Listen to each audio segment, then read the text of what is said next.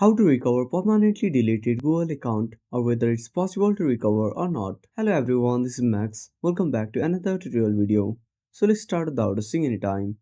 Also make sure to watch this video till the end. First of all, open up your web browser. Now tap on the search bar. Now type recover permanently deleted Google account. Now once you are done, simply tap on the search icon at the bottom right corner. Now scroll down. Now tap on the first website, recover a recently deleted Google account. Simply tap on it. Now scroll down. So if you have permanently deleted your account and it has been more than 30 days, then you won't be able to recover it. If it's not been 30 days, simply tap on follow the steps.